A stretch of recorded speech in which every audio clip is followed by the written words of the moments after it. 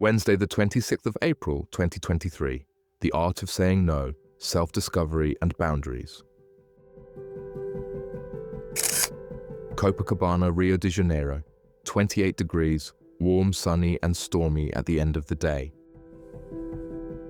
It is Wednesday, the middle of the week, and I am waking up with a woman beside me. A beautiful woman is lying next to me in my bed, and all I want to do is do the things I like to do every morning. It is about 6 a.m., and the effects of drinking 2 bottles of wine, combined with my age, are making me slow. I will have to get up to make coffee, brush my teeth, wash my face, and get her to leave in the nicest way possible. I have always been a bit of a womanizer. Women have always been easy to talk to for me. Consequently, going from one relationship to another would not take long. This situation of people not dating for a long time is not something that I have ever had a problem with. As a young boy in secondary school, I was extremely shy around girls, especially when approaching them to talk. However, as I grew older, my shyness gradually went away. I think a part of this is due to traveling and living in another country where you are alone, and if you need something, you have to ask or find a way of communicating. However, in the last year or so, I have changed considerably. I have learnt to enjoy my own company, something that maybe unconsciously I had not before. Nowadays, it sometimes seems to me that it is too much work to go out, or to a party, meet friends, or even go on a date, situations I wouldn't think twice about doing in the past. I instead prefer many times to do my own thing without the obligation to please others. It sounds terribly selfish, and in some ways it is true, although to value your own company is priceless. Even doing housework, voluntarily tidying your own place without anybody nagging or obliging, doing it on your own accord, is priceless and amazingly cheap and effective therapy. Why pay a therapist if your mental health is good and your home is squeaky clean and tidy at the same time? So I got up, made coffee and breakfast for us both, had a shower, and we eventually said our goodbyes for the day. It is essential to say that this person is very special to me, and we have had a story on and off for quite some time.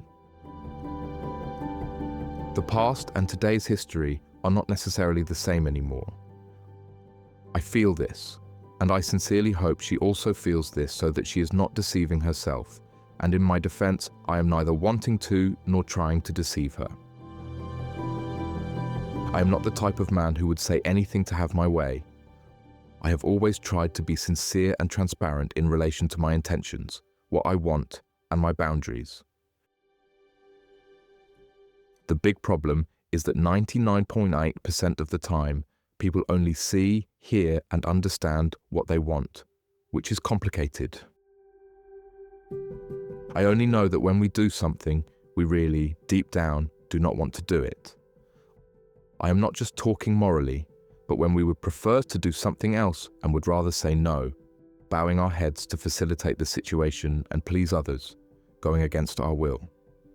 We pay heavily for this, as if we are always walking on eggshells. It is essential to say no. First we, then the others. It is better to disappoint someone at the beginning, rather than deceive them all the time until the end, which generally gets more complicated at that point. N equals no comes before E equals yes in the alphabet. It should be natural to say no more times than yes. It is illogical to suffer internally while trying to please someone. There is no point in spiritually bleeding while attempting to please someone whom we do not want to please.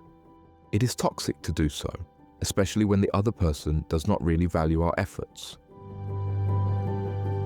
We talked for a short time during the breakfast I had prepared, and she left to go to work. It was an enjoyable night, and I will have to force myself more than usual to honor my duties for the rest of the day. Many classes and a chapter of a book are awaiting me. In bed by 8 p.m. Thank you very much. Thanks for reading my blog. Check out my other posts and share your thoughts in the comments. Richard.